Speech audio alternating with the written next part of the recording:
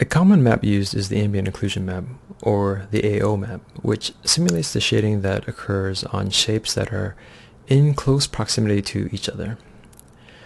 This kind of shadowing is different from the cast shadows that come from a direct light source, such as the sun or a spotlight. You see when I move the light around, the shadows that are moving are the cast shadows from the sunlight. But the ambient occlusion, if I toggle it on and off here, that is independent of the sunlight direction. So you can see if I put her in shadows completely, the ambient occlusion effect is still there. Now, this example of AO that I'm showing you right here is generated by the game engine, and it's different from the AO maps that we will be baking because this is dynamic. But I hope it helps illustrate the idea behind it. You can see, if I go to ambient occlusion view here, you can see that the shading occurs where surfaces are near each other, such as, between the legs here. And behind this this little character here on her side,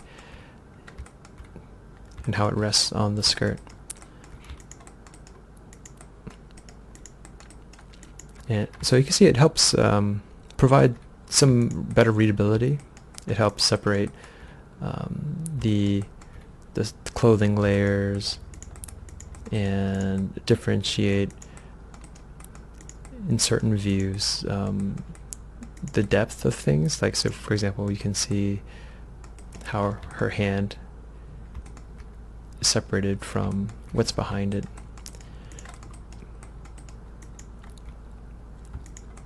Now, this kind of effect right here is just an approximation because calculating this in real time, a physically accurate version of AO is still too expensive for most real-time applications. You can see when I zoom in that the way Toolbag seems to handle it is that it doesn't really take the normal map into account. So you can see the faceting of the low polygon model. And it does look pretty rough up close, but from a distance, the AO adds a nice extra bit of realism. There you go.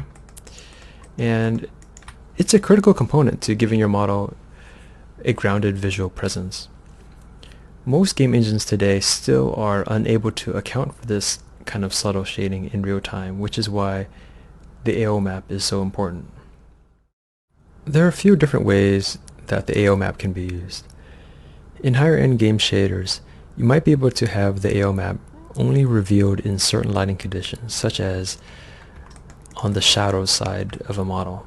So if the light was behind her, the AO would show up more on this side, and then when the light comes around, then the AO would kind of go away.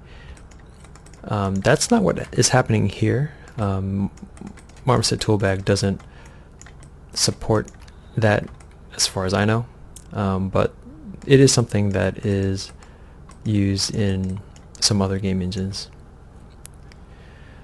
Another common use for the AO map is to provide shape detail by using it directly in the diffuse map, which is basically what I have going on my model. Because I tend to use AO as a starting point for creating my diffuse and even the specular map. Some purists may discourage the use of AO in this way because it's not physically accurate.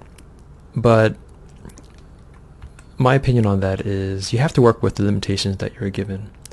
And it's more important to create a texture that looks good most of the time. So in most lighting situations, if it looks good, then for me that's better than avoiding using it just because you don't think it's physically accurate.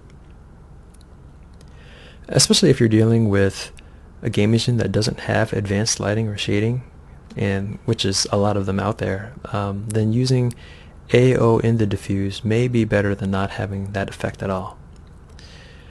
However, with that said, in the next generation of character art tech, with more emphasis on physically accurate rendering, then you may find yourself relying less and less on AO maps in the diffuse. Again, it really depends on the technology you have access to and the art direction. If you're unsure how much to put into your diffuse texture, then don't be afraid to trust your eyes and your artistic sensibilities and make it look the best you can with what you have. To further illustrate the effect of AO, I have a scene here with two of the staves, and they are pretty much identical except one has no AO and the other one does have an AO map. You can see that the one with the AO map is just, it appears more detailed, especially if you go to the shadowed side. You can see that a lot of the shapes are kind of getting lost on the model without the AO. And granted, this is pretty heavy-handed for the AO. This is a straight bake that hasn't been tweaked yet, and we'll go over talking about tweaking AO and stuff like that in the next volume. But for now, I hope this shows how much AO can add to the presence of a model.